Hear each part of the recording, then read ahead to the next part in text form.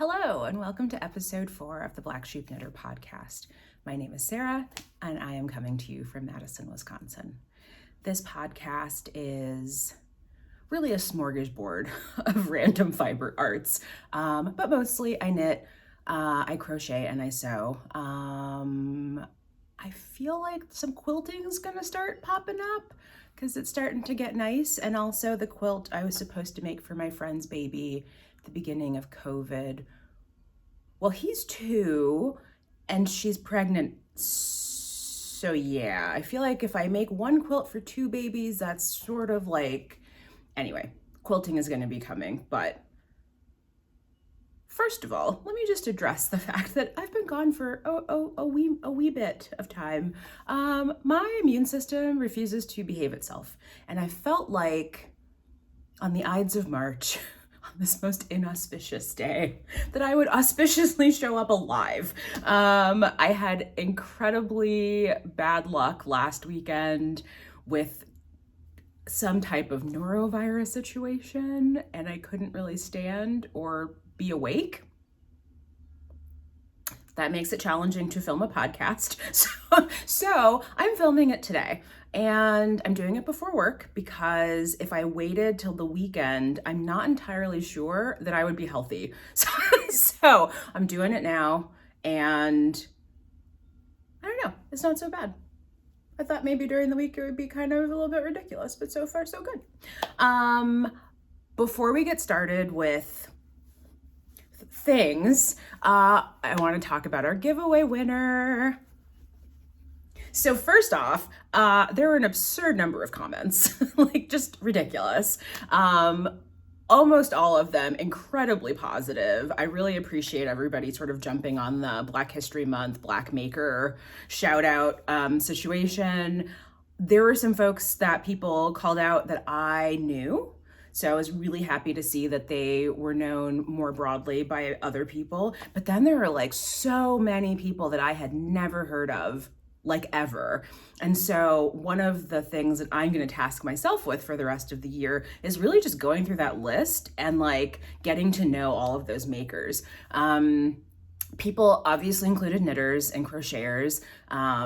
There are also folks in there that sew. There were folks mentioned who are writers, who are dancers, people that work in social justice movements, just like so many different varieties of maker. I was really excited to see that people took it in so many different directions and gave me so many people now that I can spend energy getting to know. So thank you for that.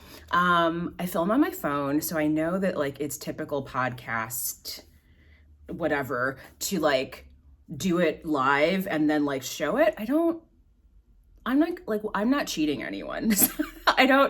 The person who won's not a friend of mine, so I'll just start there. I guess maybe if like you picked your friend, it would be kind of awkward, but also like what luck for that friend. But yeah, so I did it ahead of time so that I wouldn't have to try to like figure out how to do it while I'm filming. And sorry, I have been flailing a little bit and there's a piece of the shawl in my eye. Anyway, I did it beforehand. There were 600 and something comments eligible. And the winner is Robin M. So Robin with a Y, M. And her username is RobinM8421. So if that is you, congratulations, you have won. I will show you again what you've won. But please get in touch with me. You can do that by going to... Actually, no, you can do that by emailing me. So we've had a bot infestation in the knitting podcast world. I'm sure other podcasts that you've watched have already talked about this, but like I had a weird spammer trying to like do some weird stuff with, I'm not ever going to ask you for anything. I'm never going to contact you like in the comments to be like, you want a thing. Any future KALs and giveaways, I will only ever announce here. I'm not even sure I want to put the name in like the description. So I feel like then somebody could like kind of grab that and like do something weird with that. So I'm just going to announce it in this video. So again, Robin M 8421, you are our winner. And what have you won? Apologies for the crinkle. You have won a skein of the Julie Asselin Fino in the colorway Pixelated.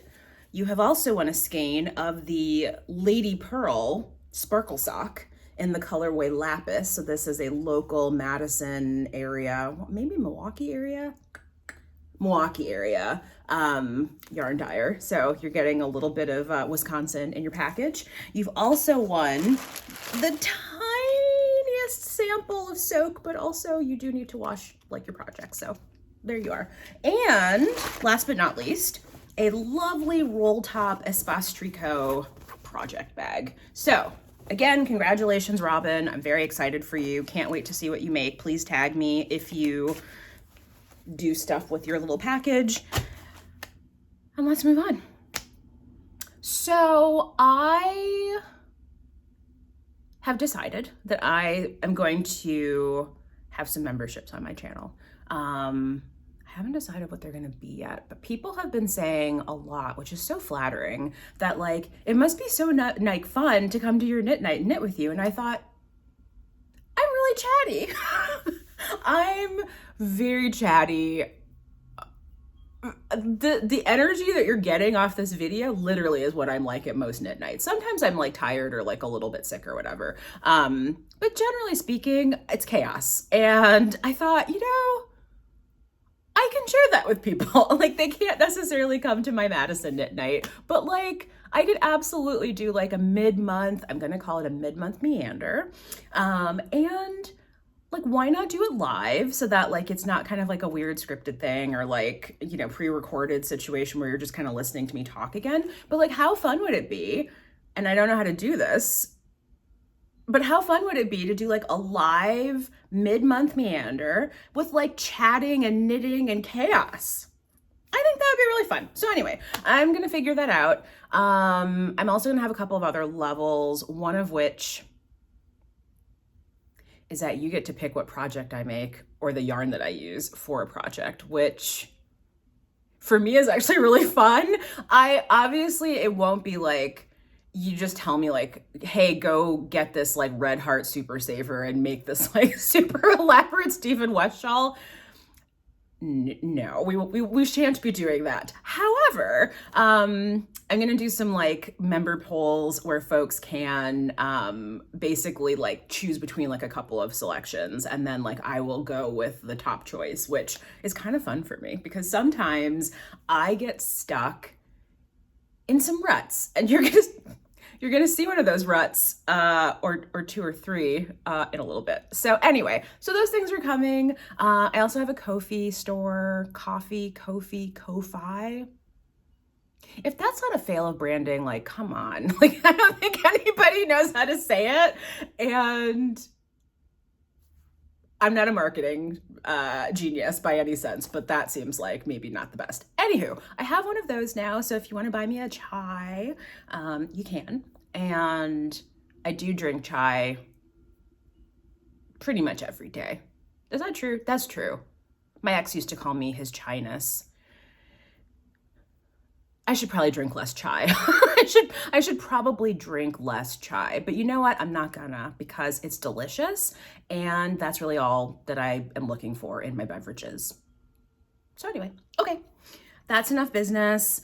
Let's move on to this beauty. Let's move on to this beauty. Okay, what is this? This is Stephen West's Starflake shawl. Okay, so first of all, I just wanted to put it on so that you can see.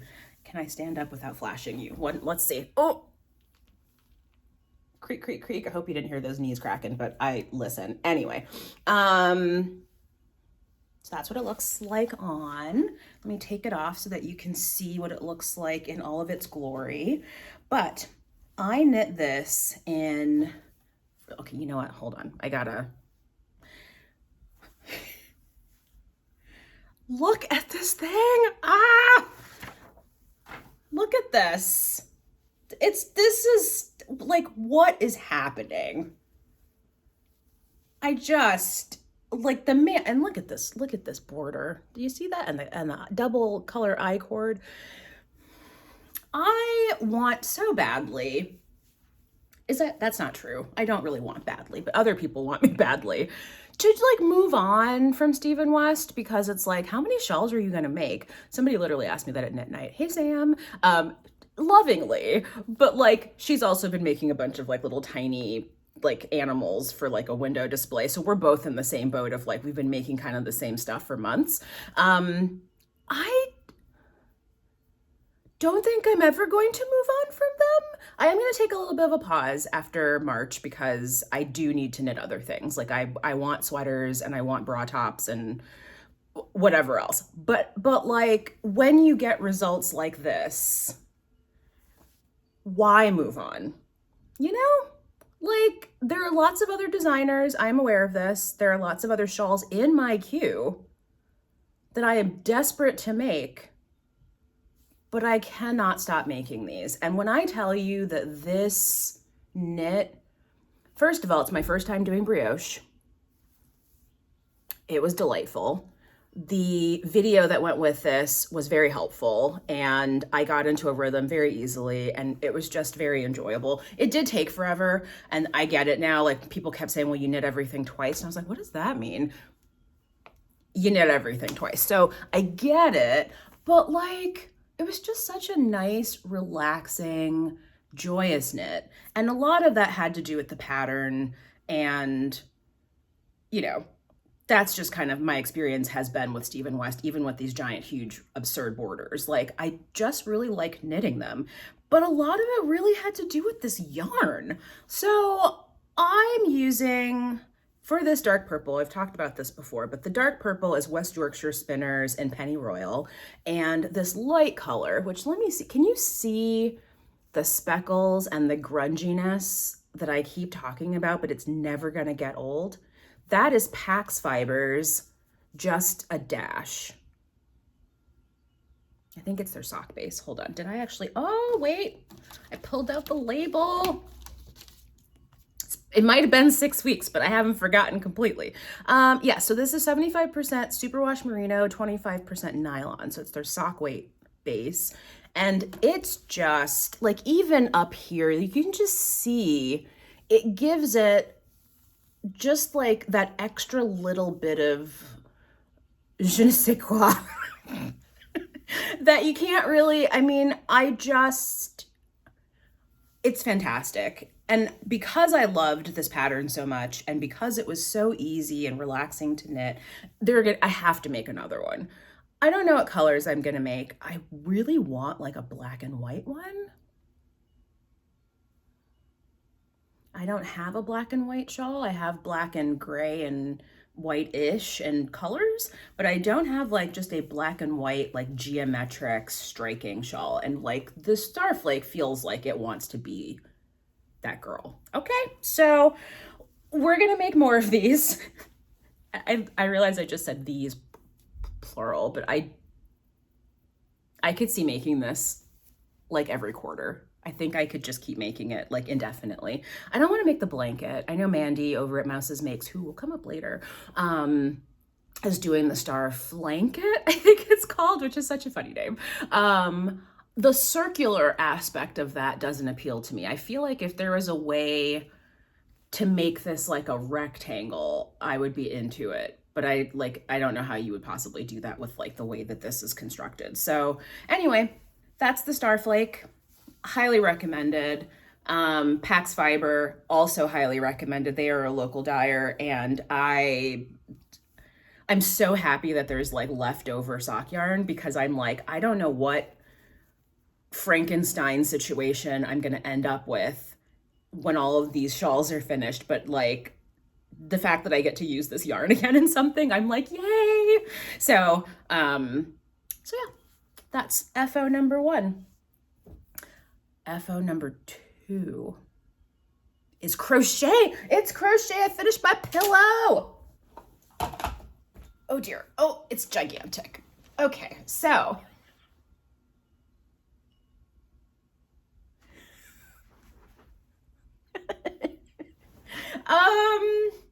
for those of you, this is your first time here, you probably are like, what is going on? So this is the Jaime cushion by Moira Douglas.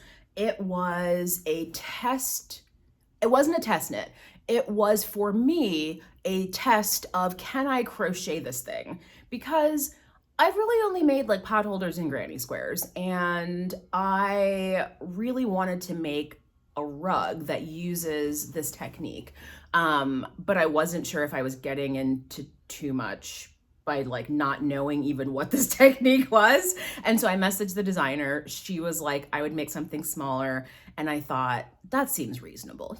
Let me not do what I usually do, which is just not listen to that kind of advice and just do what I want anyway. So I said, yes, I will make something small. I will make a pillow. And then when I looked at the pattern, I was like, well, there's the throw pillow, but then there's also the floor pillow. And what better way to get the technique down than to make the giant pillow, which is not at all what she recommended, right? She recommended the tiny pillow, which would have been just this like center motif. Okay, but whatever, it worked. Now, it has some issues. It has some issues. I don't think I really knew anything about crochet gauge, because again, when you make a granny square, like no one cares about the gauge. But it's a little bit too big for the pillow that I have inside, which is a 27-inch pillow. I'm okay with it. I don't care. Like, this is a joy pillow at this point. I'm not using it. I don't have anywhere to put it. I don't have literally any use for it. I just made it as a test and I love it. It's so bright and fun. And then for those of you that were sort of following along with the shenanigans on the back, I didn't want to make another one of those fronts because they did take a while. So what I did instead was I decided to contrive the stripes scheme, which I think came out quite nicely. But when I finished and blocked it, it was way too small, like way too small. And I was like, oh, single crochet doesn't stretch as much as I thought it would. And it certainly doesn't stretch as much as this overlay crochet. But I have so many shawls to so how can I just like stretch this thing to all hell and get it? It did not work. The stretching and the blocking and the reblocking and the restretching and the pinning. So what I decided to do instead was pick up and do a row of double crochet. And sorry, if you're in the UK or Britishy in any way, maybe Australia? I don't actually know. This is a treble crochet. Oh, now I'm getting confused. I think that's true. I think it goes up an extra one in the UK. And anyway, look it up because I'm not a crochet master and I don't really know what I'm talking about. So just ignore me. But I thought I would just pick up like one row, do some double crochet, call it a day.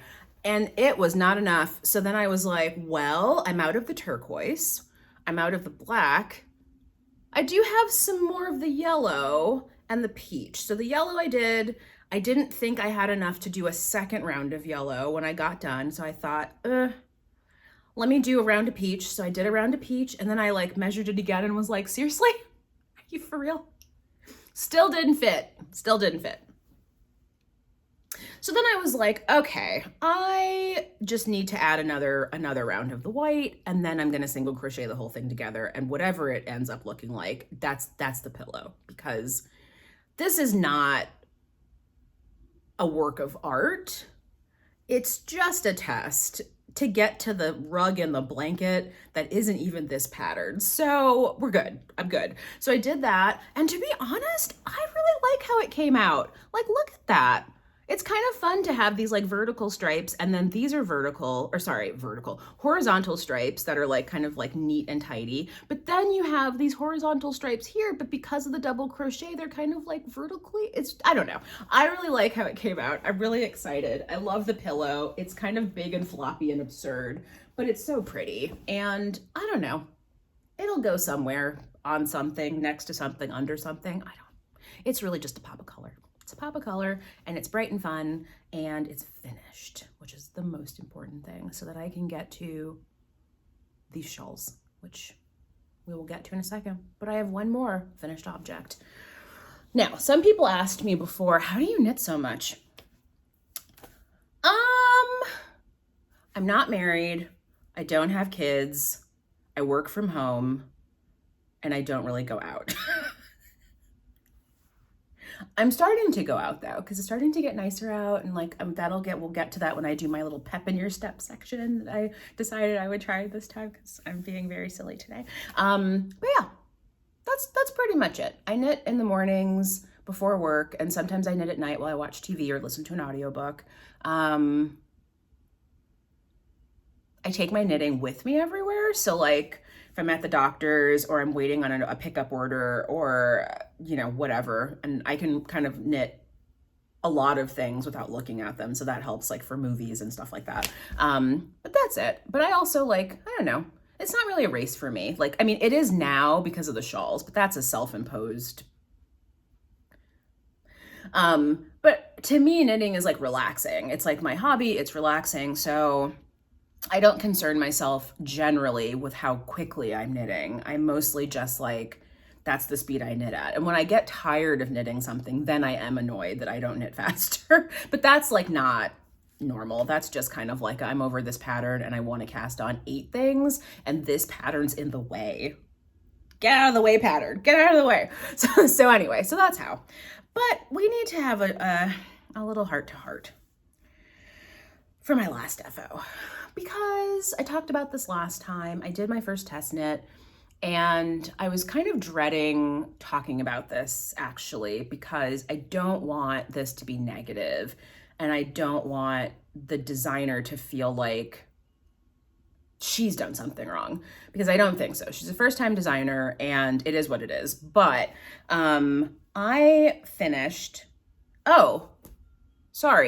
very quickly, I just realized I've never told you what yarn I used for the pillow. It's Barocco Lannis. It's on my Ravelry. All of the information in this podcast will be in the show notes below. They're all numbers, so I can't tell you like the color names anymore because I can't remember, but there's a post, it's there. So anyway, but back to my sad FO. So I made this tee. Sorry, it's a little bit wrinkled because I had it folded. I'll try to flatten it out to show it at its best. So I made this tee, which is called the Pearl Next Door Tee by Brittany. One moment, I dropped my sheet and I've forgotten Brittany's last name because I only ever called her Brittany.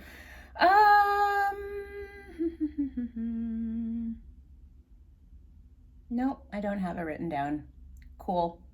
Anyway, by Brittany. We'll just call her Brittany. And I struggled with this because I have I have unique proportions like we all do, right? Everybody has kind of their own stuff going on with their body. And my stuff is that I am busty, but I have a narrow back and I have very, very fluffy arms. I'll just call them fluffy. I like fluffy, juicy, whatever. And so what I've realized from sewing actually is that things fit me better when I go down a size or 2 on the back of a garment and I redistribute some of those stitches to the arms and to the front of the sweater. It usually just gives like a better look, better drape, whatever. So when I got to the end of this yoke and I tried it on, I thought, oh, this is gonna be one of those sweaters that's gonna be droopy in the back if I don't redistribute those stitches, because I could already tell, especially because it was Rios. So this is Malabrigo Rios in the color Living Coral. Gorgeous color, like stunning. But it's drapey. Like Rios, part of what we love about it is that it's soft, it's drapey, it's just like a really nice yarn. And this is knit on a size US 9 needle, which I think is a 6mm, 6.5mm. Not sure. So the drape is usually a positive, but when you know that it's not going to fit in the back, that drape will end up looking like weird folds. And so I kind of was like, oof, no, I can't do that. So I messaged the designer in our Ravelry or Instagram chat and I said, hey, this is like a body situation I've got going on. Normally, here's what I do. Can I do that on this pattern? Because if not, I don't think the arms are gonna fit and I think it's gonna look really bad from the back. And she said that I couldn't do it. So this isn't like a negative, again, like it's her first time. I'm not sure whatever. So the answer was no. And I said, okay. And I said, well, I'll, to get you accurate yardage counts, like I will knit it as written. But I don't think it's going to fit or look very good. And she was like, well, see what you could do. I was like, okay, I'll see what I can do. So I knit it and it fits exactly like I expected it to. It is very, very, very flattering from the front. Like it looks amazing from the front. And then it's a hot mess from the back. So a bunch of people told me not to give up on testing because there are lots of different styles for pattern designers. And usually you can alter things and keep notes and, whatever. But like the idea that I spent a month knitting this thing that I cannot wear and feel good about is like kind of demoralizing. Like I kind of don't love that happened, especially because I used my favorite yarn and I was so excited about this pattern and I don't have it in me to reknit it because I just don't enjoy reknitting things. That Snowy Forest thrice reknit, that was an anomaly. And that was only because I refused to let that pattern, I refused to let it beat me. But I'm not doing that again. I refuse to reknit things. And so I'm frogging this and it sucks. And it's not a judgment on the pattern. The other testers looked great in their patterns. I just don't have the body shape as written to make this look good from the back. It only looks good from the front. And I took it to Knit Night to get some pictures taken and everyone gasped when I turned around and I was like, yep, frogging. This has to go. So it's sad. But also the Rios can live another day. It can be made into, I don't know what else. I have 3 skeins. I'm sure there's another tee that I can make that I can, give life to. So, so that's sort of my cautionary tale for test knitting is like maybe ask those questions ahead of time. I had seen other people alter various parts of this pattern without question. And so I just sort of assumed as I forged ahead, like, oh, well, when I get to the arm split, I'll be able to do the same thing. And that didn't really happen. So I will make sure if I test knit again, I either only do shawls and socks, or I'm very clear from the beginning that like, I'm going to have to like rearrange stitches for the back of the sweater and like make sure that that's okay. Cause I don't want to knit garments that I can't wear. It's not a race, but I don't like wasting time on something that like I'm not either going to give to someone or isn't going to be in my wardrobe. And I know you're thinking like, well, you could just give it away. I have the shortest torso of anyone I know, and it's too short. That's the other problem, is that I wore it to Knit Night because I thought, you know what, before I decide that this is a fail, let me put it on, wear it around the house for the day, and then go to Knit Night, see what people think. My top tummy roll was popping out left and right. So I can't give it to anybody either. It's not long enough and it doesn't fit me. So it's just gonna get frogged. I will repurpose the yarn. You will see it come back in the future. And that's that. So those are my FOs. So I'm pretty happy with the 3 things I got done. They're not small projects, especially the shawl. But yeah, I'm pretty happy. Okay, so let's talk about what I've been making because I am so proud of myself. Now, if you've been here from the beginning, you probably are aware of the just absolute shenanigans that go down most months where I just start casting stuff on because why not? Even though I have deadlines, self-imposed, but nevertheless, I have deadlines about anyway. I only started one new thing in the past 6 weeks. And it's not even knitting. It's not even knitting. And I patted myself all over the back for actually focusing and not being absurd. So let me show you what I started. I don't have a picture of the pattern because I don't know. I don't know what I did with it. Y'all are used to it. You're used to this at this point. It's just kind of whatever. But I'm making a dress. I'm sewing something. And it was so nice. It was so nice. I will say that the taping together of the pattern was not nice, but I did because I reached out to people and I complained enough that like people gave me a bunch of like leads to follow, and I hadn't been able to find anybody locally. But after all the leads, I called a couple of places, and one of them will absolutely print these patterns for me in the future. So thank you. Because taping together 40 pages with, and then having to like cut out the shapes and then cut out the actual like pattern piece and then retape the, like, so now I'm kind of wondering, sorry, this is an unplanned rant, but for people who sew, like, I understand that independent anything costs a lot more money than like a commercial endeavor. We get that. But like, I used to buy indie patterns and they were like $16 for the pattern, which was a lot because, like, you know, you can usually get like a McCall or a Butterick or whatever for like $6. Well, you know what? I haven't done it in a couple of years, so maybe that's like not even accurate, but for cheaper. And so I just used to think, well, yeah, they're an indie developer. They're an indie designer. I'm gonna pay more. It's fine.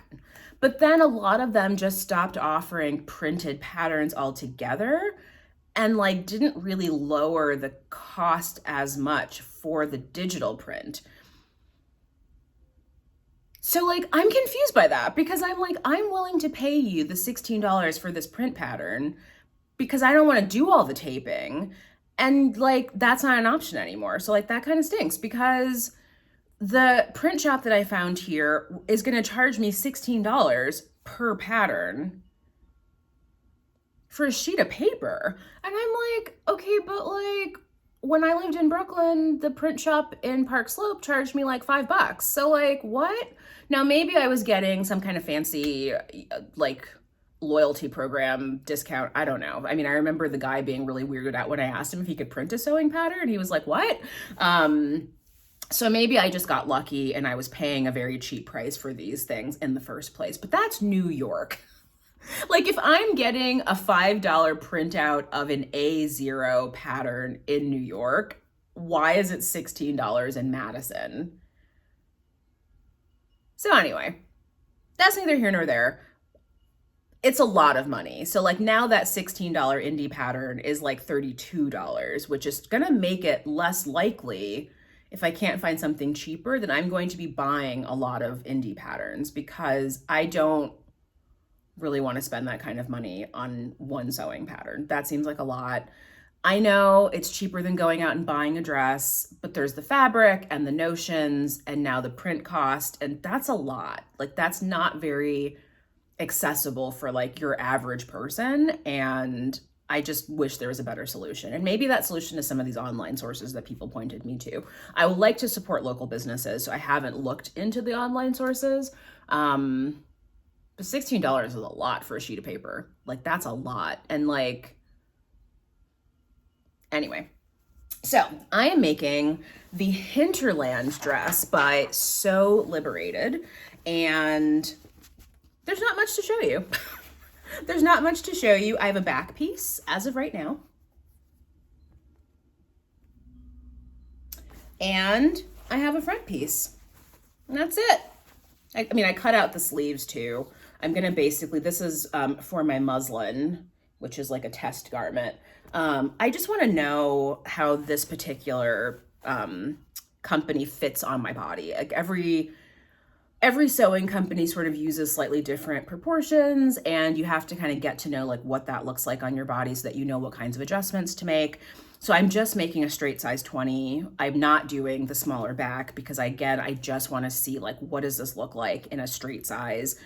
It fits the measurements that I have at the 20. So I thought, we'll just see if I can get away with not having to do a full bust adjustment, changing the apex location, changing the bust darts. I will do that. So we will see how that goes. But I'm pretty excited to be back to sewing, to be honest, because I'm having a hard time here finding clothes that I want to purchase.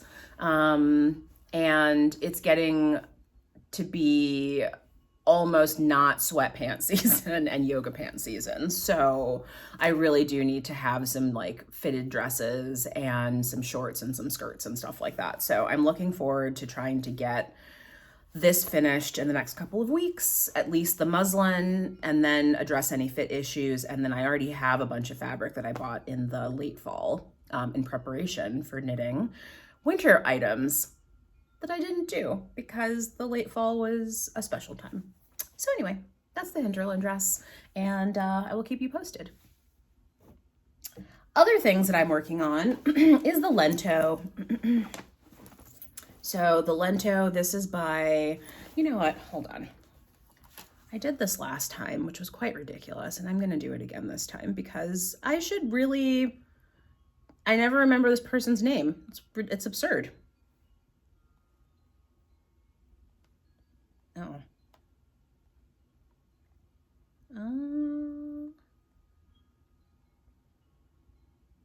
There we go. Sorry for the, oh no. I looked up her name. I don't know how to say it. So anyway, this is the Lento by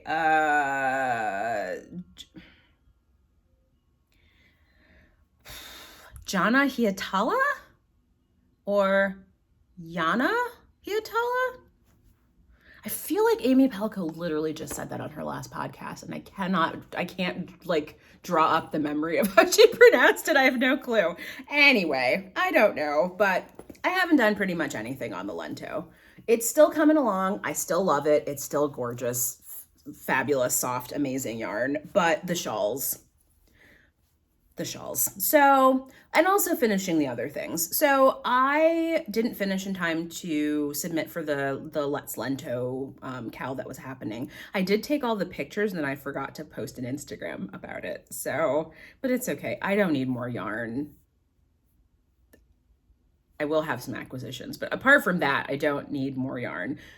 I might also have stuff coming in the mail. Anyway, so yeah, so it hasn't grown. I did put maybe like 3 or 4, 6, something like that rows on it. I'm still in the increases for the raglan, so we're not doing a whole lot. But my plan is to sort of start to finish the shawls in order, and then that will free me up to like finish the Lento and then cast on new things, which I'm excited about and I'll talk about a little bit later. So that's the Lento by Jonna. I'm leaning into it. Jonna Hietala. All right, what else am I working on? Those of you who've been here before will recognize this beauty. Yay! It is my Basketweaver shawl. So it kind of looks the same, but I have knit a lot on this. It's really big now. Like, it's really big. I don't know how many rows I have left, but I made a spreadsheet. So the next 3 items I'm going to show you are my shawls, and I want them all done by the end of this month because I'm crazy. Can I do it? Yes. Will I do it? We'll see. But what I did figure out is that in order to finish the Basketweaver by the end of this month, I just need to knit 3 rows every day. I then got sick for 3 days, so I'm behind, but like 3 rows isn't a ton. So I feel like I can get there. I feel like I can get there, and it's going to be worth it because, do you see that? It's such a great texture. It's such a great texture. I love it. Look at that. Oh my goodness. So great. And it's going to be gigantic. So the yarn that I used for this, if you were here for my very first episode and you heard me talking about that Surly Alpaca Katie, is from Galpaca Farms in, let's see, where is it? I'm going to say just outside of Madison because I don't think it's actually in Madison, but I can't remember what town it's in. So just outside of Madison, and it is 70% alpaca, 15% bamboo, and 15% merino. So it is incredibly soft. It's so amazing to work with. Just drapey, warm, soft, like the definition of cozy. So very excited about this. I added my little sunflower stitch stoppers just for, a little brightness. It's a lot of black going on. So, and for those of you that were telling me before that black yarn's hard to knit in the winter, you know what? I'm there. I am there. I live in a newish construction building, and I didn't say it's by Stephen West, and this is a cocoon tree bag. But I live in a new construction, and I don't know if it's cheapness or lack of planning or aesthetics, but there are no lights anywhere. So like the living room has no lights. The bedrooms have no lights. Only the kitchen and the bathroom have built-in lights. What that means is that everything else is lit by the sun and lamps. So if I were living in a normal apartment, I would be able to see the stitches because I would have overhead lights. But because I live here and because I'm kind of in a courtyard and I'm at the back of the courtyard, once the sun starts to go down, there's not really very much light in the apartment. Like it's not dark, but it's not light enough to see black alpaca stitches. So the time that I can knit on this is very limited unless I use my neck light, which I have been using a lot because I got to get those 3 rows done every day. So I feel your pain, and you know, it's been a challenge. That being said, there's going to probably still be more black projects coming because I really like wearing black, as you can. Anyway, so that's the Basketweaver by Stephen West, and it is on track-ish to be finished by the end of this month, which I'm ecstatic about. It'll be too warm most likely to wear it because even when I'm knitting on it and it's just on my lap, I'm like, this is so hot. But that doesn't matter because it'll be ready for next year. Okay. What else am I working on? Well, these are 2 things that you haven't seen before. So last time I lamented the state of my Aurora cabin shawl, and I talked about how much I hated it and how I needed to frog it, and I did.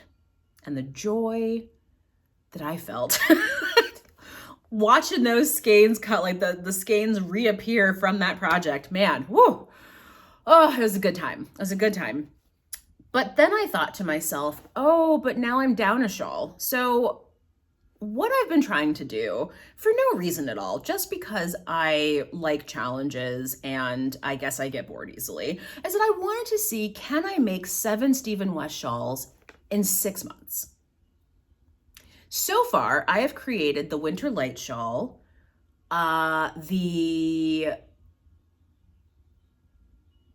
wait, which one did I do next? The Slipstravaganza, that was my birthday shawl. That's right. I was like twists and turns, but I didn't finish that before that one. So yeah, so Winter Lights, Slipstravaganza, and then the twists and turns. Those are all completed. And then I've just finished the Starflake. So I've got 4, which means the Basketweaver would be 5. This next one will be 6, and the one I'm going to show you after will be 7. The problem is that because I had to frog the Aurora cabin shawl, all of the time that I spent knitting that was just gone. And I thought, oh, I need to replace that shawl with something, but I don't think I can knit a whole nother Stephen West shawl in the time that I have left. So I started scrolling through all of the Stephen West shawls that have ever been made, and I lighted upon a relatively simple garter stitch striped shawl with a lacy border. And I thought, this just might work. This just might work. I'm gonna try it. And to make things more pleasant for me, I'm gonna use my favorite yarn that was in the Aurora cabin shawl for this shawl. And so that's what I did. And let me tell you, it's amazing. It's amazing. It's amazing. It's amazing. It's amazing. So what is the yarn that I love above all yarns? Well, it's not above all yarns. Let me not be ridiculous. I love it a lot. It is Life in the Long Grasses pressed flowers in their twisted sock base. I don't even have to speak. You can see it. You see it. Okay. So I wanted this to be front and center in another shawl. And what pattern is it, you ask, that I decided I needed to make? The striped Esjan by Stephen West. All it is rows of garter stitch and an occasional row of eyelets for the increases. And you just do that for, I don't know, 14, 15 inches, and then stretched. And then you have this like incredible lacy border that's sort of like interspersed with more garter stitch rows. And I thought, of all the things I've seen that I want to make, this one feels like I can do it in a couple weeks.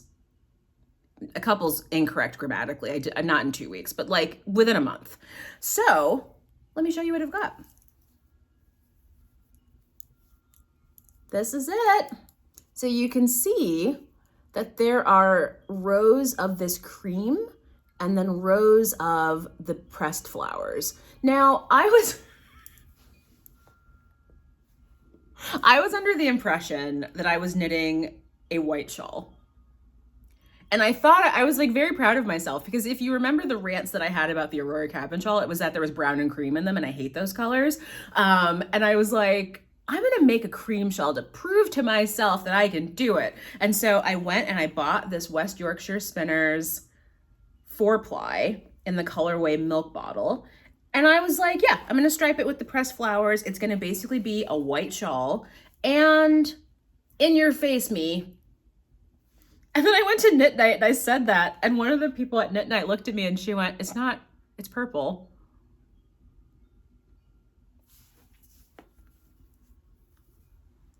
And then I looked at it and was like, dang it, it is purple. I was like, it's not, like, in no world would somebody think of this as a white shawl. I don't know what's wrong with me. I don't know. But look at all these little color pops. This colorway is amazing. It's just so pretty.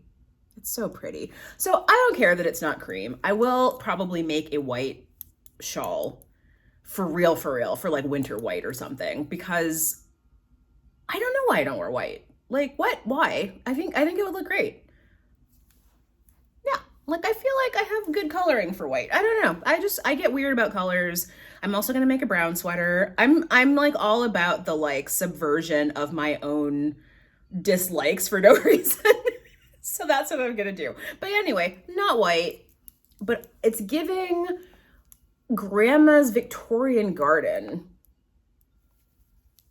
So that's what I've called it in Ravelry.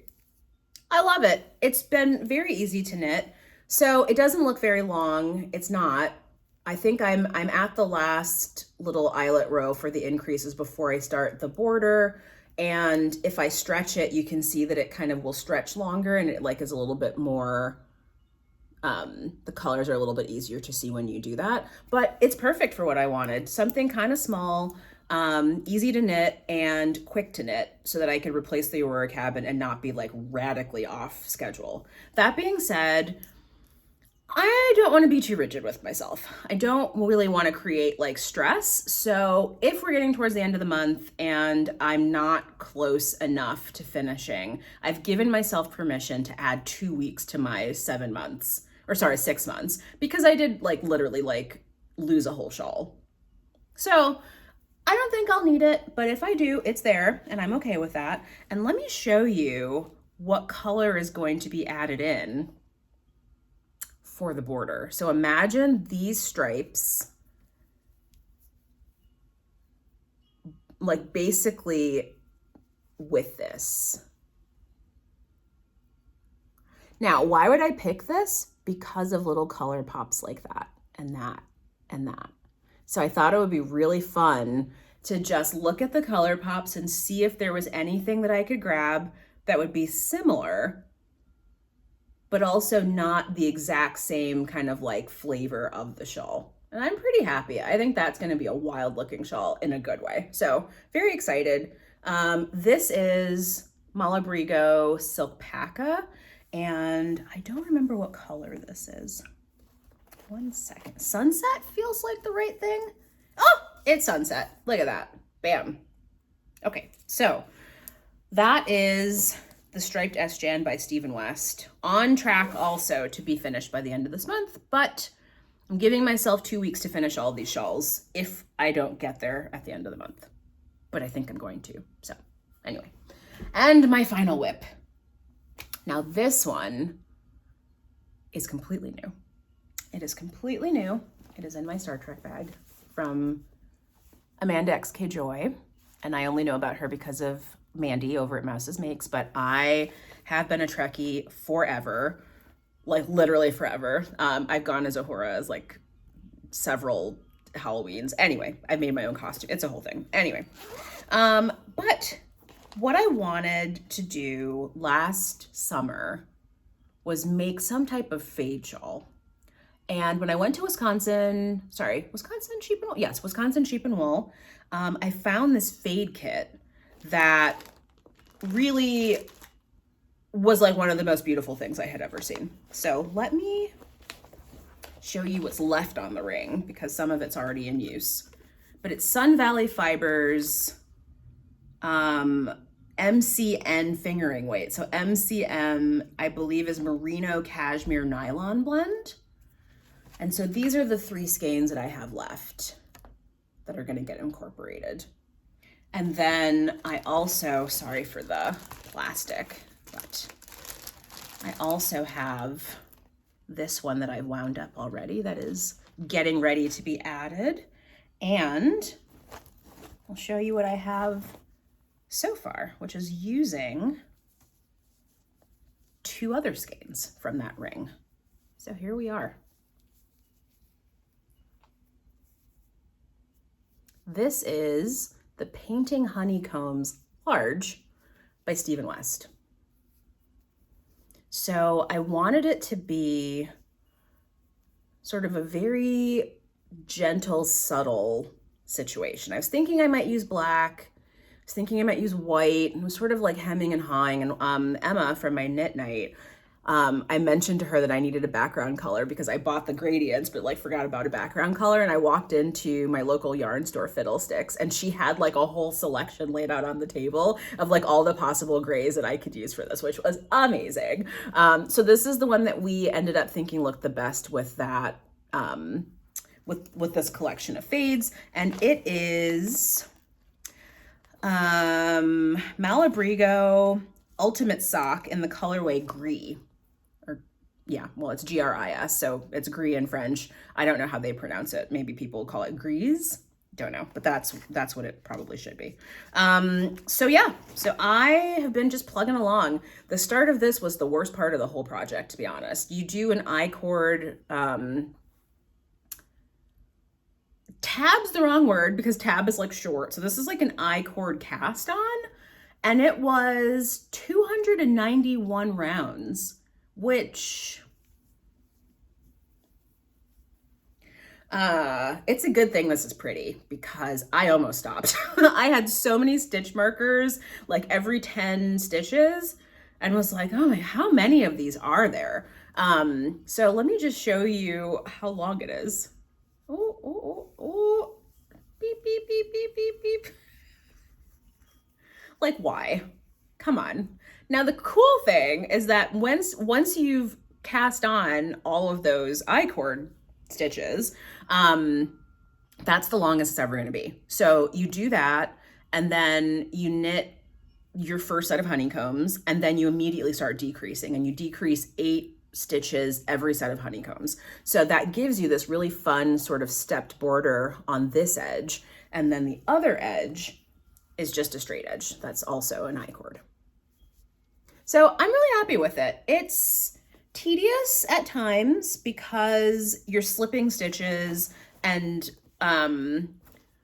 that part's very easy. Like it's the pattern couldn't be simpler. It's a very approachable, easy, high impact pattern, which I think is really what Stephen West is known for. I haven't had a pattern yet of his where I've been like overwhelmed by some technique I didn't know how to do. So I highly recommend him if people are on the fence and are kind of like, that looks really hard, I don't think I can do it. If you can knit and purl, you can learn pretty much any of his patterns. Like even brioche is not really hard. It's just a little bit fiddly. But what was I saying? So I think the thing about this that makes it tedious is that it's almost just stockinette or garter stitch. Like you're almost just knitting, but because you've got to slip the stitches to keep the honeycomb shape, you have to pay attention. And so for me, it makes it really hard to do it as like TV knitting or meeting knitting or like whatever else, because I have to kind of keep looking to make sure that I haven't accidentally like knit those stitches.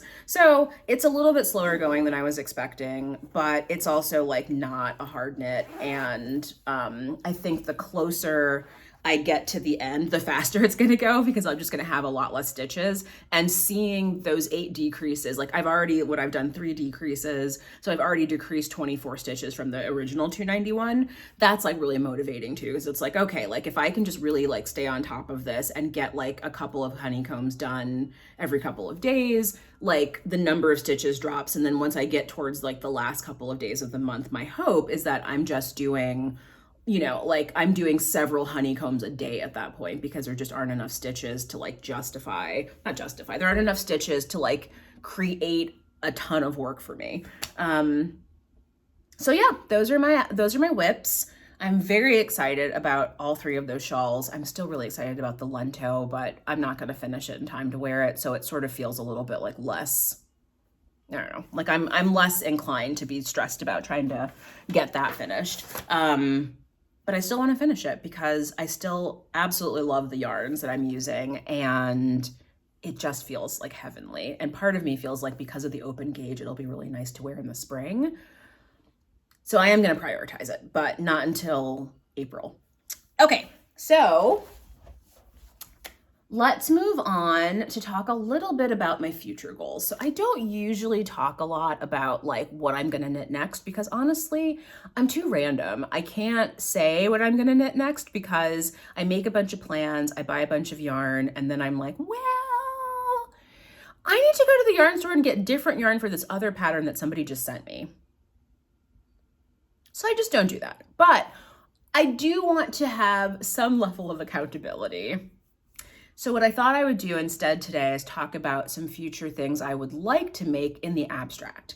Now, one of them's not abstract because Sam from Knit Night and I saw the James Watts Beads of Joy pattern, and both were just like, oh, it's so great. And I already happen to have some yarn on hand that I thought would be really nice to make that particular sweater out of. So I'm really excited about that.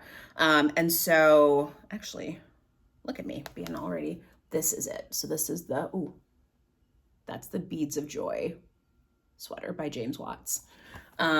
So that's definitely in my future. I think we're planning to start at mid-April. Feel free to join along if you'd like. I'm not going to do an official KAL, but it's always like fun to have other people kind of knitting the same thing that you're knitting. So that is a definite thing that I'm going to be knitting. But then there are just sort of like some other nebulous things. Like I haven't knit a pair of socks in I don't know how long. I tried a year ago. It was a huge fail because I tried to do them 2 at a time. The pattern had a traveling stitch. You can't travel a stitch if you're doing them on 2 circulars the way that I was doing them. So it was really not working. I was so frustrated. And if I had just knit the thing 1 at a time, it would have been perfect. But that was enough to put me off socks for a whole year. So I haven't knit any socks, but I miss them. And I have all this beautiful sock yarn that I bought on my trip. And I just got some new stuff that came in the mail that we'll talk about. And so I really, really, really, really want to start making some socks again. I miss like the feeling of having all of my hand knit socks. I used to make socks for other people, and I didn't really get a chance to make a ton of socks for myself. So I want to get into doing that. And I've got a little bundle on Ravelry of sock patterns that like I'm excited about. And so I think again, once April hits and the shawls are off the needles, you're going to start seeing some more like small items and some summer tops. But yeah, definitely socks. The other thing that I stopped doing, so before I started the podcast, one of the things that I was really excited about last summer was making base layers. So I really like the idea of slow fashion and like creating under layers so that you're not constantly, or I'm not constantly going to Old Navy and buying a bunch of tank tops and then having them stretch out in like 6 months and then having to go back and buy more. Or what I really do is just wear them stretched out, which so I thought, what if I knit myself like camisoles, bralettes, bras. And I really enjoyed doing that. I only really managed to do 2, I think, before I kind of ended up in the Stephen West situation that I'm currently in. One of them was a huge fail, and I talked a little bit about that, I think, last time when I talked about size inclusivity. But someone mentioned, oh, who told me? I think it might have been, well, anyway, someone told me that Casey from Young Folk Knits made the same pattern and made some like pattern changes. And so I was like, oh, let me go take a look at her channel and see what kind of like alteration she did, because maybe there's a way to salvage the thing that I made, because it's a really beautiful color and it from the front could be amazing, but it just, you know, the things I tried to do to make it bigger just did not work at all. But that's not going to put me off, because I have a ton of cotton blend yarns that I bought specifically for that. I have a couple of racerback bras that I wanted to make. And when I say bra, I don't really mean like hold the girls up kind of bra, because like I just have too much boob, I think, for a lot of these things to fit like that, to support that way. But I think of it mostly as just like kind of a little layer of, for me, like luxury and comfort, like under the thing that I'm wearing. And sometimes that thing will be see-through. I have a look at my holes that I made by James Watts last year that is amazing. And it feels like a great kind of layer that you can put over some of these like handmade bras and camisoles and things like that. But I just really want to make things that go next to the skin that I've made that are sort of things that I know will last longer than like a season or 2. So that's something that I'm also going to get back to. I don't know how I'm going to model those on this channel. We'll get to that when we get to that, but that's what I'm going to be making also come April. And then finally, I mentioned last time I want to crochet a sweater. So I bought some yarn and I started swatching. The pillow has taught me a few things, so I started swatching, and like the swatch was like all akimbo. I'm like, what kind of parallelogram nonsense? Like, it's not, I don't understand. And I think it's because I don't crochet garments, so I need to go take it to somebody who does crochet garments. I'm probably going to go back to the yarn shop on a day when one of the crocheters is in, because like, I made a whole pillow crocheted in the round, and it's a square. So I'm like, how is my like swatch not square? I don't understand.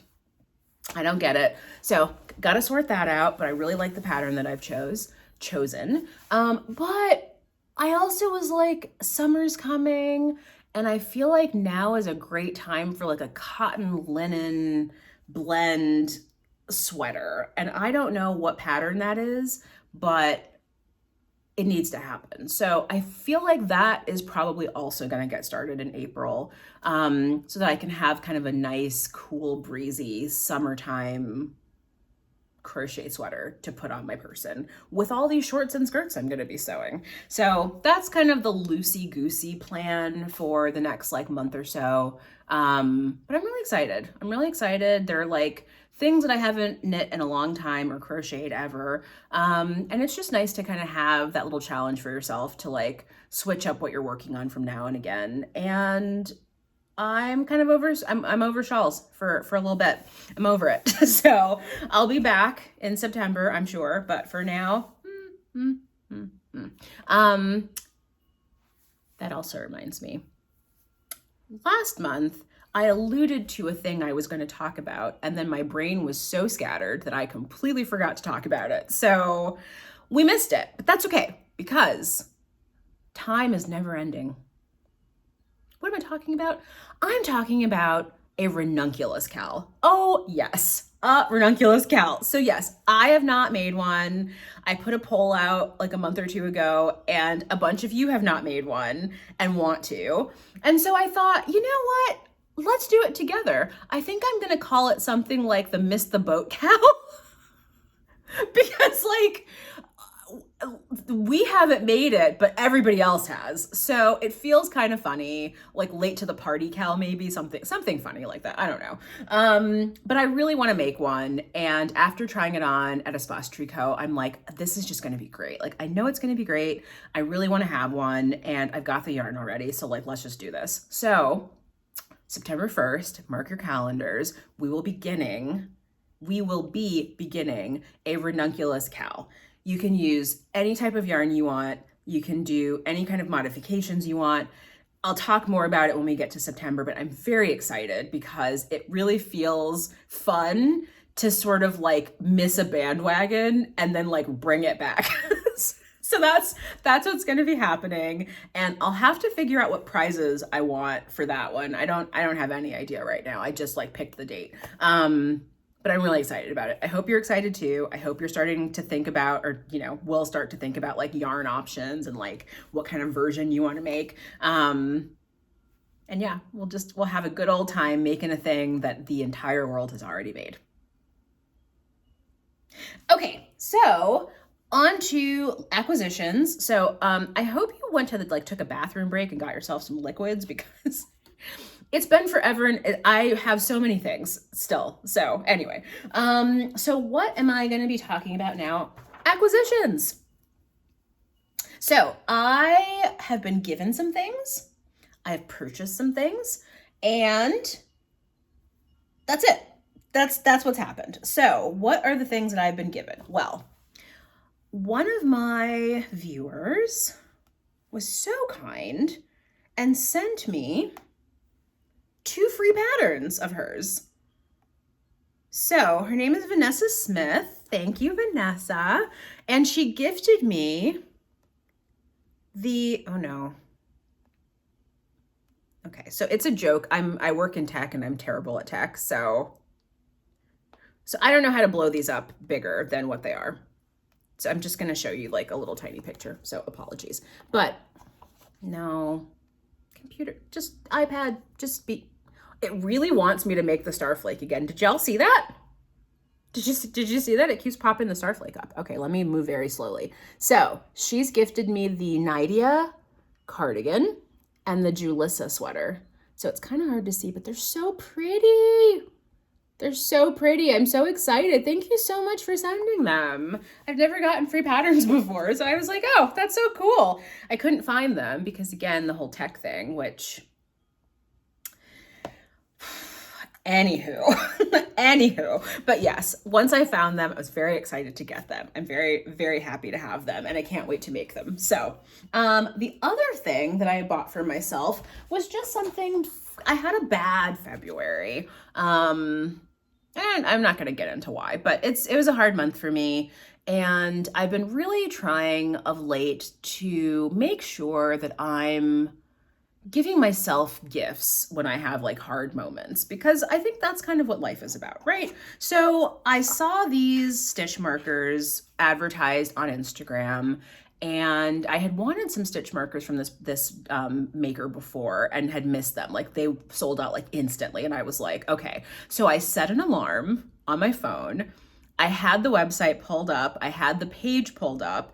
I did all of this because I was like, I'm getting these stitch markers. And again, it's silly, and the stitch markers are, they're beautiful, but like, it was really just like a hard moment. And like, it felt like I had to have these stitch markers to sort of like reset that moment. So I did all of this stuff, but then I actually got them.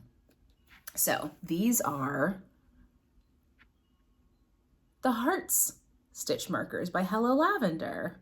Aren't they pretty? They're so pretty. So I thought it was nice to give myself some hearts in the month of hearts, and I did a lot to get those stitch markers, but I'm very happy that I got them. The craftsmanship's beautiful. They're exactly what I wanted. I can't wait to use them. And I definitely recommend following her on Instagram. I believe she's from the Chicago area, so not Wisconsin, but like, it's our neighbor, so close enough. And just beautiful work that always sells out. In fact, I tried to put a link for these in the show notes, and they're not even on the site anymore. So I suspect that they sold out like instantly, and she won't be making them anymore anytime soon. So, but there are other things up there that are still in stock that are just as beautiful. So anyway, and Another thing that came in the mail that I was very, very excited about is yarn. So I've mentioned Mandy from Mouse's Makes before. She has in the past, I don't know, 3 or 4 months taken up dyeing. So some friends of hers gave her a dyeing kit for her birthday, and she decided to sort of like stick her toe in the dyeing water and see what she could do. And like she's doing it. Do you see this? So this is the Victoriana colorway. I don't know if there's any more of it. I would recommend subscribing to her Ko-fi account, her Ko-fi shop, that's the word, because she doesn't, I think, she's a single person, so she's not making like a ton of all of these colorways. So when they're gone, they're gone. I think you can order them directly. I might be speaking out of turn because I don't remember exactly if that's true, but there are some colors I think you can order from her, but you're more likely gonna see something in the shop and just buy it. Like, I think that's probably like, the route to go for now. Mandy, if I'm wrong, please tell me in the comments, and I'm sorry. But this color I saw, and I knew I needed to have it because of the like kind of peachy pink colors and like the speckles. Do you see the speckles? You see them? It's just like, it's so good. It's so good. So these have to be socks. This is what kicked off my like, I got to start making socks again, because it's so gorgeous. But also, now that I'm looking at it, I'm like, it could also be a shawl. It could be part of a shawl. I got to stop there. It might become part of a shawl. Anyway, okay. But then the other colorway, which is what got me on the computer in the first place, is this one, which is her February colorway. So she's been doing what she calls, I think it's called like a year of yarn. It says year of yarn on here. She's been doing a year of yarn. So each month there is a specialty colorway. And it's coinciding with another knit along that she's doing that is like a sock knit along, and I don't remember the details of that. So if you want to know, go to her channel and take a look. But basically, she creates these colorways each month, and she was knitting a pair of socks, I believe, out of this. And I saw the color and I was like, immediately went to the shop, like immediately stopped what I paused the video, went to the shop and was like, okay, good, it's still there. Cause like I get confused about like when stuff is available. So I knew I had to have a skein of this. And then I was like, well, if I'm getting a skein and it's getting shipped here, I might as well get 2 skeins because I'm, so the other one came after I scrolled through the shop and saw that that was available and was like, oh, but this is, I mean, come on. Do you see this? It's like a almost like a greeny mustardy yellow with speckles. There's so many speckles. I love speckles so much. And the purple is vibrant. Like that's actually coming out really true to life. So anyway, Mandy, this is amazing. And the fact that you just started dyeing is like really unfair. It's unfair that you're already this good. And I know Poppy had a little bit to do with it, but still. I'm giving you all the credit because she doesn't have thumbs. So anyway, definitely recommend taking a look. Mouse Witch Yarns. Cannot wait to make socks out of at least one of these. And yeah, so that's that. And then the last acquisition that I want to talk about. Nope, I lied. I have one other acquisition. I can't really show it to you very well though. Hold on. Let's see if I can do this without throwing out my back. Hashtag old. Ugh. Oh no, I snorted. Ugh, okay. It's a cutting mat. It's a giant cutting mat. So I have 2 smaller cutting mats that are similar to this. And I got tired of there being like a little dip between the 2 because one is just a little bit thinner than the other one. And so when I cut, it kind of like boop. And I thought, you know what? I'm just gonna treat myself. If I'm gonna start sewing a lot, this is gonna annoy me every single time I have to cut out something. And that's the part that I don't really enjoy. apart from the taping. So I'm gonna go and remove that friction and get a giant cutting mat that can just sit on my cutting table that I don't ever have to worry about. So that was a gift to me. They're all gifts to me, really, if we're being real. But that's really a gift to future me, because when I start sewing, I am not going to want to deal with like having to rearrange things to avoid the like dip between the two pieces. So that I'm very excited about. Cannot wait. Okay, but now for real, the last thing that I wanted to show you, which is a book, has been talked about by pretty much everybody at this point. So I'm not gonna have a lot to say about the interior of the book, but it is Close Knit by Lerka Bagger. So I got this copy because I had posted, Lerka posted something about a couple of weeks ago, and it was one of the like loopy, in fact, it was basically this. She posted something similar to this, and I asked the question of like, how do you find yarn like that? Like, I have never seen yarn like that. I don't know where I would find that. And I was like, but I would love to make one of these. And she responded and was like, the technique's in the book. And I was like, the technique's in the what? I was like, what technique? And then I was like, so I bought the book immediately.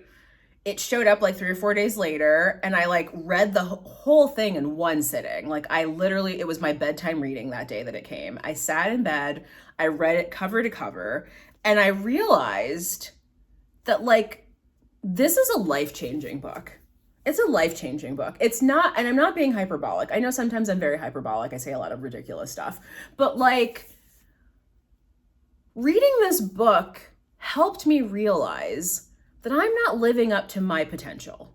There's so much more creativity within me that I just don't tap into.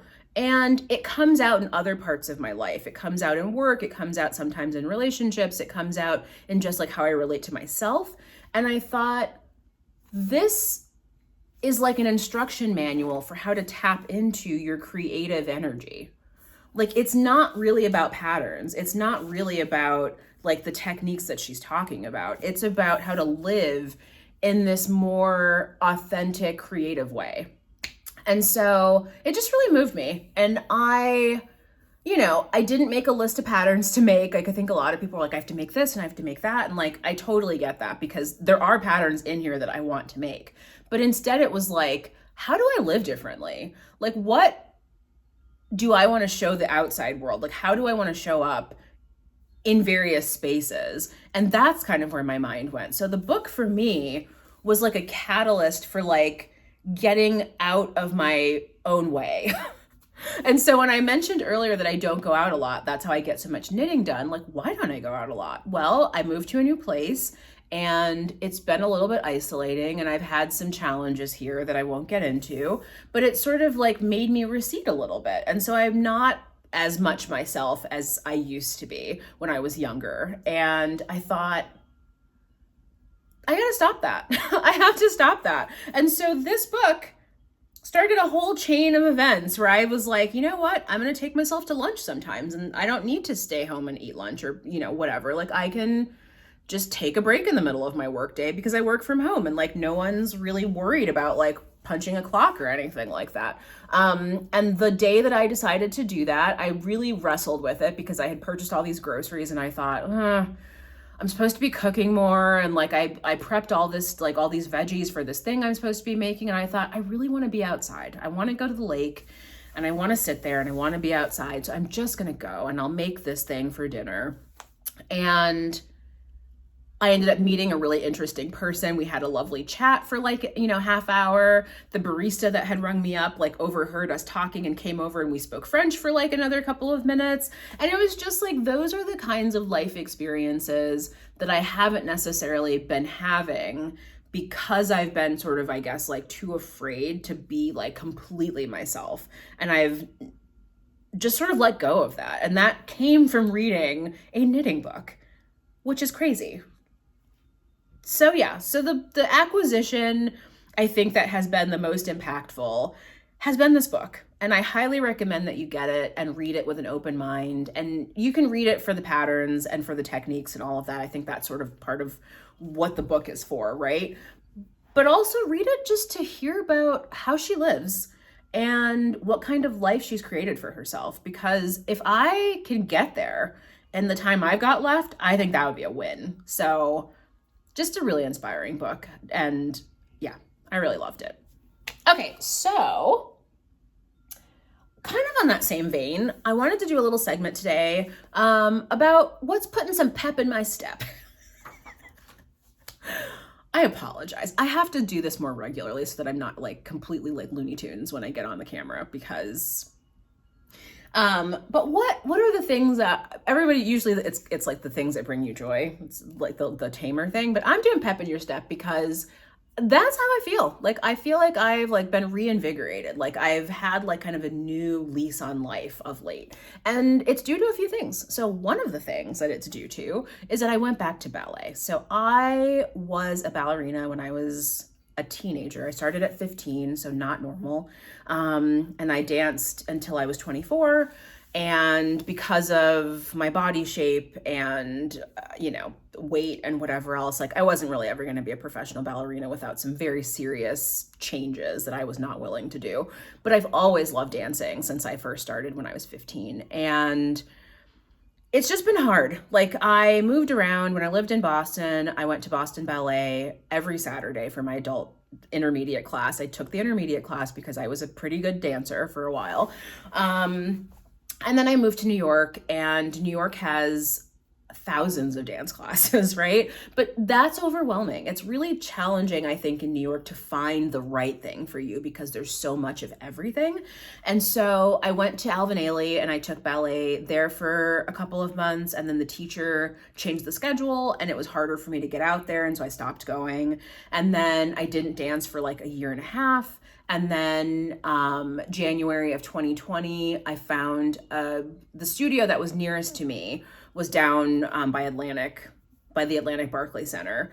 And I had gone before and hadn't liked the adult class, because sometimes the adult classes are throwaway classes for companies, because you're not going to be a professional and there's no real use in spending a lot of energy trying to like get adults to like perfect their technique. That's the faulty thinking, right? Ballet at the adult age is not really about like professional status. It's about discipline, it's about self-expression, and it's about exercise, right? Like, it's sort of all of these things like mixed together. And then the joy of having a live pianist and sort of other people sharing that hobby with you. But a lot of teachers don't get that. And so you can't always find a good adult class. So I didn't go back until like maybe a year later in January 2020. And the teacher that they had at the time, whose name I can't remember, unfortunately, but she was a company member, and she was so amazing. And I was at probably my best dancing expression in the 2 months that I took those classes. And then of course, March 2020 happened and it all closed and shut down, and I never saw her again, which was very sad. So when I moved here, I said to myself, like, okay, I'm gonna get settled in, and then I have to get back to ballet. Like, I need to find another studio. And that particular place was Madison Ballet, but it was one of those like kind of throwaway adult classes, and that was like last summer-ish. It also was just really hard to take class in a mask in a small room with like a bunch of people. And so it wasn't very enjoyable. But I decided, again, I read this book and I'd been thinking about it since the fall, and I just decided to try it again. And I said, I can make any class work for me. I have enough technique that I know what I'm supposed to be doing. I don't need corrections. I don't really need validation. I just need a bar, and I need music, and I need someone to give me combinations, basically, right? Like, I can make my own, but I don't have the music and I have the space to do it in my apartment. So that's really all I need. And if the teacher isn't supportive, or the combinations are weird, or the other people in the class aren't friendly, like, it doesn't really matter. Like, I go to ballet for myself. And so I went back, and I was surprised that the teacher is a member of the company, and she's a fantastic teacher. The class is very challenging. They only have one adult class because they don't have enough folks to have multiple adult classes. So it's sort of in all levels, but the level is like high intermediate, which I am not. I'm much older now. I'm much more stiff. I have much less extension and flexibility. I have knee pain. I have back pain. I can go on and on, right? But it's okay because the people in the class have been very welcoming. They've all asked me my name and they all say hello and goodbye when I'm there. And I do what I can at the bar. And then when it's center time, I don't do center because I can't really jump or like balance as well yet. But it's coming back. And it was really nice because at the end of the first class, I did feel a little bit discouraged because I thought, man, like even just like 4 years ago, I was doing so much more than this, and I can't even do like a quarter of that right now. And like, I've really let myself kind of get to a state.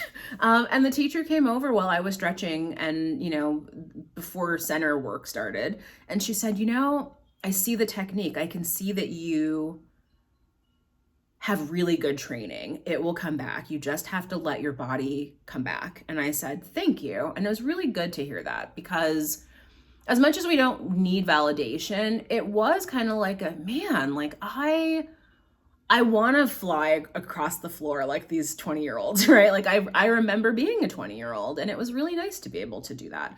But I'm doing my own thing and it was so much fun. I felt so much joy the first, notes of the piano and, it'll come back. She's right. Like I already feel better. It's been a couple of weeks and I already feel less tight, less, it's easier to hold turnout. It's easier to get over my leg. There's so much stuff that's happening. So just really enjoying it. And also it's just like a fun activity to do. So that's something that's putting some pep in my step. Another thing that's putting some pep in my step, although a trepidatious step, we might say it's a little bit less peppy, is ice skating.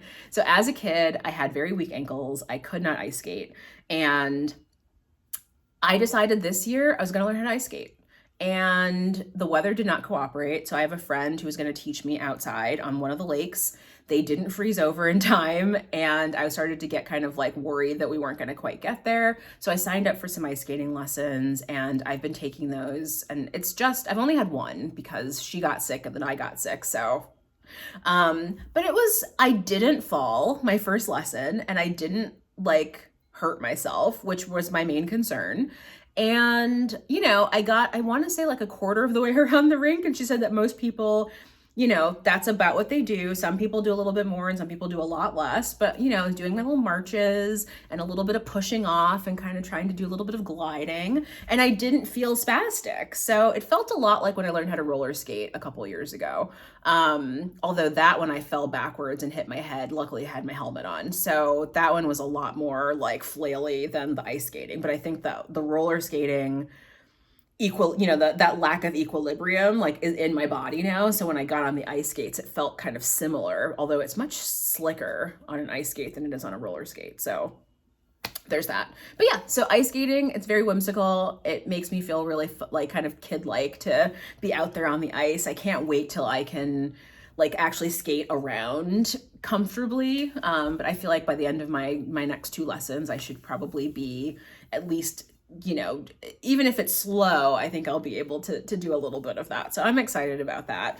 And yeah, looking forward to it. And to potentially for ballet and ice skating, some leg warmers or something that I can knit as a little accessory that kind of melds my two hobbies together. So very excited about that.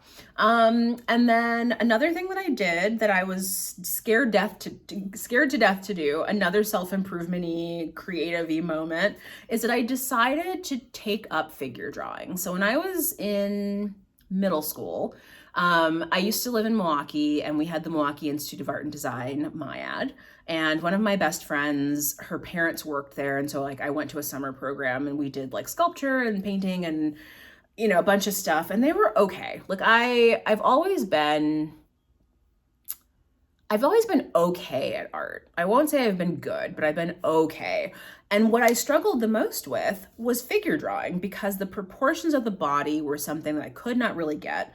I could draw hands really well, strangely well, but I couldn't really draw anything else. I couldn't do faces. I couldn't get the proportions. They would always look like they were elongated or like the limbs didn't fit or something. And so I gave up pretty early on figure drawing and stuck to just like kind of doodles and if I wasn't drawing hands. So to take a figure drawing class here in Madison and to take it alone. So I was doing reconnaissance for some friends because we had decided we were going to go do this figure drawing class, but couldn't figure out like what the details of it were. And I was like, I'm just going to go today and I'll report back what happens. And so I walked in and there are all these easels up and these like, you know, horses and not real horses, like wooden horses to sit on, and like all these artists just sort of in this space. And there's a, you know, this man sort of sitting up there, our model. And I thought, oh no. And I felt kind of panicky because I thought, I'm not actually an artist though, and I don't really know how to draw, and I've got this like little tiny sketch pad, and like, what am I gonna do? And then I just leaned into it. The guy who ran the event was really welcoming, really calm, very like no judgment at all. Like, I don't think he was really concerned about like anyone's skill level.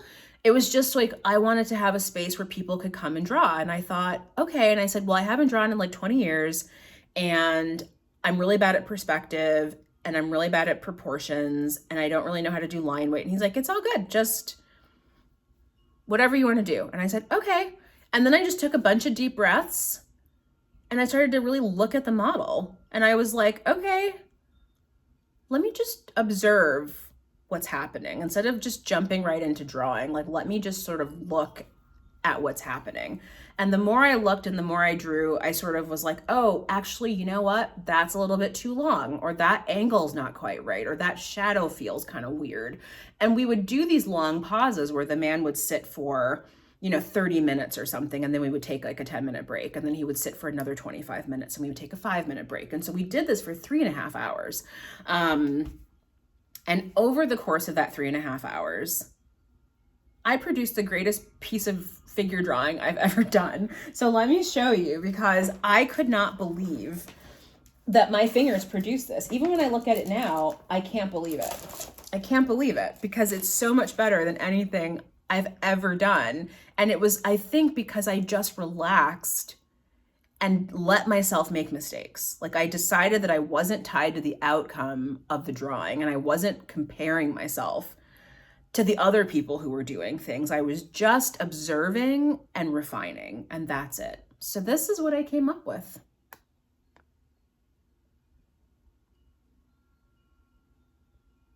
I gotta say, the thing that I'm probably the happiest about, because I redrew it so many times, are the legs.